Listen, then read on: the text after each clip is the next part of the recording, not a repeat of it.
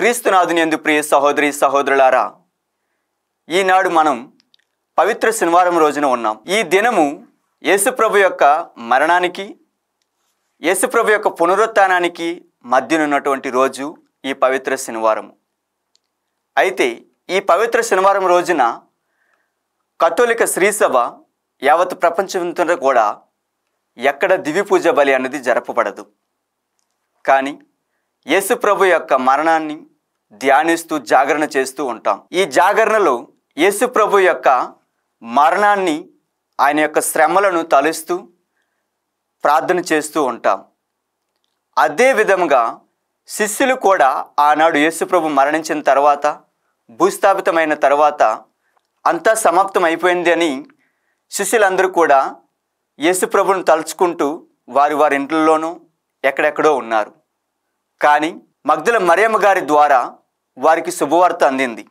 యేసుప్రభు మరణం నుండి లేచారు అని, గలిలయలో వారిని కలుసుకుంటారు అని చెప్పేసని మగ్దల మరియమ్మ గారు వారికి చెప్పారు. అయితే వాళ్ళు సంతోషంతో ఆయనను చూడడానికి, ఆయన కలవడానికి గలిలయకి వెళ్ళడం మనం ఈనాటి శుభవార్తలో విని ఉన్నాం.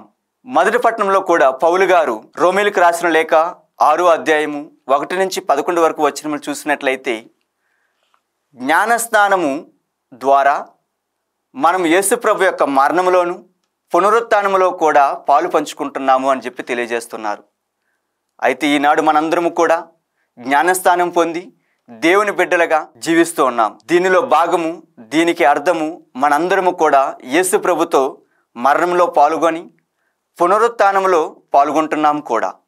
అంటే మన పాత జీవితాన్ని విడిచిపెట్టి కొత్త జీవితంలోకి అడుగు పెడుతున్నట్టు, నూతన జీవాన్ని ప్రారంభిస్తున్నట్టుగా ఈ యొక్క జాగరణలో మనందరము కూడా మన మనసులను, మన ఆలోచనలను, మనం చేసినటువంటి తప్పుదములన్నిటిని కూడా ఒప్పుకొని ఈ జాగరణలో ప్రార్థన చేస్తూ జాగరణ పూజకు, యేసుప్రభు ఉత్థానమయ్యే రోజుకు మనందరము కూడా సిద్ధపడదాం.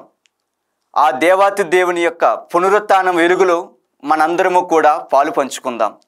ఆ దేవాతి దేవుడిని మనకు ఆ వెలుగును ప్రసాదించమని, ఆ వెలుగులో మనల్ని నింపమని, తనతో పాటు ఏకమే జీవించే భాగ్యాన్ని మనందరికీ దయచేయమని ప్రార్థించుకుందాం.